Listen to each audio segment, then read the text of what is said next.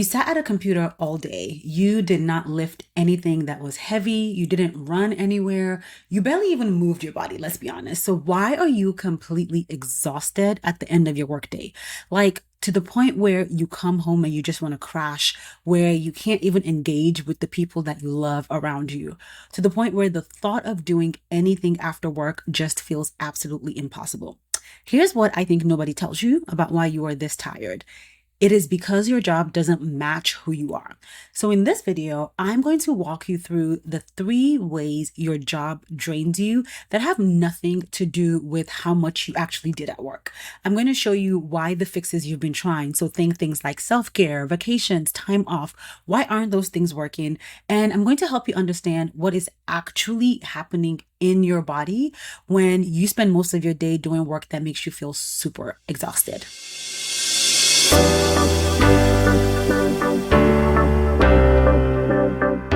If you're new here, hi, and if you are a regular viewer, welcome back. I am Dr. Tega. I'm a career coach who helps mid-career professional women leave draining jobs that they don't like and land higher paying, fulfilling careers by helping them really clarify their next career move and job search without burning out to land a job they love. Let's get into today's video.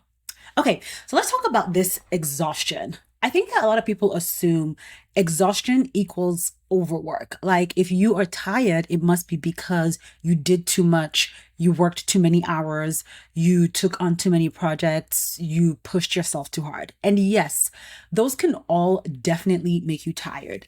And here's what I need you to understand. You can also be exhausted doing very little at work. You can spend 8 hours at a desk, not moving much, not even working that hard, honestly, and still feel completely drained by the end of the day. And this usually happens when your work is misaligned with who you are. Because exhaustion isn't just about the amount of work that you do. It is also about the kind of work you're doing and whether or not the work fits you. There are actually 3 specific ways your job can drain you that have absolutely nothing to do with how much you did or your responsibilities. And I want to walk you through all 3 of these. So first, we have the interest drain. When your work doesn't match your interest, your brain has to legit force itself to care about something that it genuinely doesn't care about. Think about that for a second. You are spending energy just to stay engaged at work. You are spending a ton of cognitive load just to pay attention. You never enter a state of flow because flow happens when you're doing something that naturally pulls you in. But when you're not interested, you're constantly redirecting your attention back to the work. You're constantly fighting boredom. You're constantly trying to make yourself care about something you don't care about. And that is cognitively exhausting. So let me give you an example.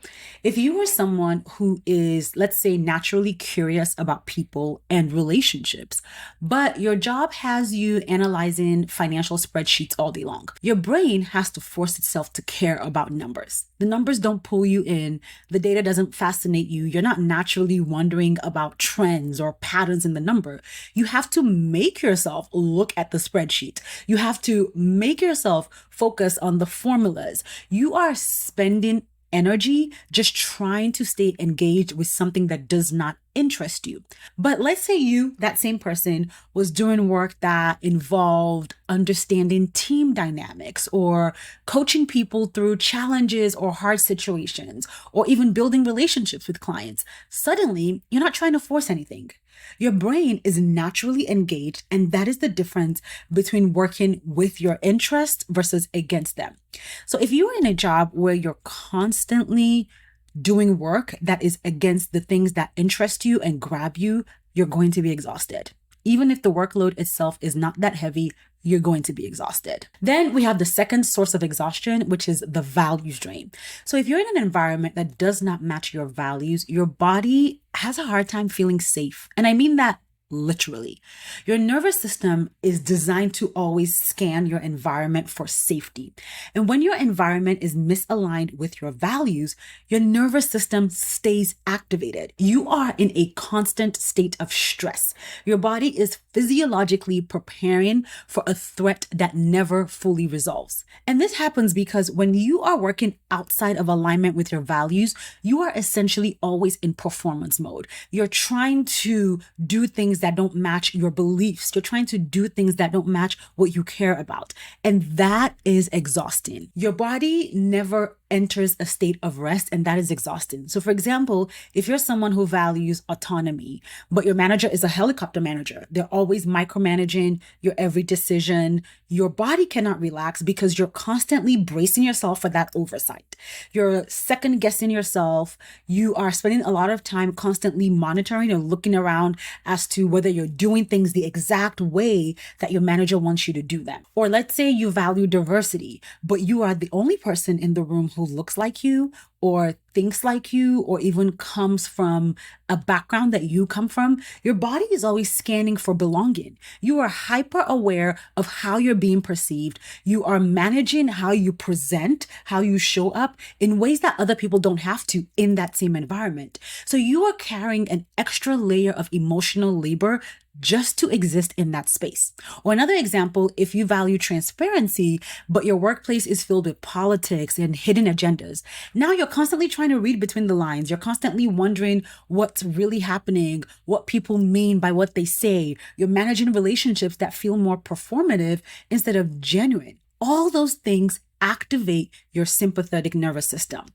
That is the part of your nervous system that is responsible for your fight, flight, or freeze responses. And when that part of your psychological, physiological system is activated, your body's in survival mode. It cannot heal, it cannot restore, it cannot rejuvenate. It is legit just trying to get through the day. And the problem is that physiological activation doesn't just stay at work. It's going to follow you home. Your body doesn't have like an off switch. If you have been in a state of stress all day long, you don't just snap out of it because you got up from your desk or you walked out of the door. Your nervous system has to spend time coming down. And if you're going back into that same stressful environment tomorrow, whether in person or on the computer, your body never fully gets chance and space to recover. So you wake up already a little bit depleted, and then you go back into the environment that depletes you even more, and the cycle just continues. And then finally, we have the skills drain. When you're using skills that don't come naturally to you, everything you do at work is going to cost you double the effort because you're not just doing the work, you're figuring out how to do the work. It's like you're pushing this big boulder up a hill to produce something that somebody else could do easily, and that's exhausting. Like, I want you to think about it like this. If I asked you to write an essay in a language that you're fluent in, English, you could sit down and write it. You might have to maybe think about structure and arguments, but the actual writing wouldn't drain you. But then if I asked you to write that same language or that same essay in a language that you barely speak, suddenly the task becomes 10 times harder because now you're not just thinking about what to say, you're thinking about how to say it. You're second guessing every word that you're putting on the paper or the computer. You're Googling grammar rules. You are exhausted before you even finish the first paragraph. That is what it is like when you are using skills that don't come naturally to you. Yes, you might be good at those skills. You might even be really good at them, to be honest, which is what happens when you've been working for a while. But if they don't energize you, if they don't feel natural, if you have to force yourself to engage with those skills, they're going to drain you. Let me give you another example using myself. So I can do math in my head, but I'm not very good at it. Like, I have always struggled till today with mental calculations. Like, I am someone who will default to a calculator every single time. I have no shame about it. And it's not because I'm not smart. Like, your girl is smart. I have a PhD. It's just not how my brain works. So imagine if every single day my job required me to do calculations in my head. Not only would it drain me, it would also drain my confidence because I would constantly feel like I wasn't good enough, like I was failing at something that should should be easy, when really the issue isn't that I can't do the job, it's that I'm not using the skills that I am actually good at. So for myself, skills like talking, teaching, writing, communication, helping people process complex ideas and make decisions. Those are the things and the skills that come naturally to me. Those are the things and the skills that energize me when I use that. When I'm using those skills, work doesn't feel draining. It feels restorative and generative and exciting. So the more you use skills that you don't enjoy, the more drained you're going to feel. So I want you to take a look at your responsibilities and the skills you are using every day at work, and then ask yourself, which of those skills make you feel strong and capable? Which ones make you feel confident? Which ones make you feel like you are operating in your zone of genius? Because if the answer is none of them, we found the reason why you're always exhausted. So now, what do most people do when they are exhausted from work? What I've seen happen, they take vacations, they do self-care, they use their PTO, they take a long weekend, they go to the spa, they disconnect for a few days, and it sort of helps, but only temporarily, because all you've done is step out of the draining environment for a little bit. The moment you go back to work, the drain starts again. It's a cycle, not a solution. In fact, let me tell you I had a client who had spent years trying to fix her career exhaustion. So she told me like she would come home every day and she just crashed on the couch. She couldn't engage with her kids. She didn't feel like she was like really present with her family. And she thought something was wrong with her health. So she went gluten-free. She saw a nutritionist. She changed her diet. She took supplements. She tried what felt like everything to her. And her nutritionist eventually told her, I think you need to leave your job. But she actually didn't listen when she first heard it, because she thought the problem was her body. She thought that if she could just fix her health, she would have more energy to spend time with her kids. And it wasn't until years later that she accepted that the job was the problem, that she made a change, worked with me, found a different job, and started living healthier. She was sleeping better. She was more present with her family. She had more peace in her life. And she realized that being exhausted was not a health issue. It was an alignment problem. And I see this over and over again. People try to fix the symptoms instead of addressing the cause. They try to manage the exhaustion instead of just removing themselves from the thing that is exhausting them. And I get it.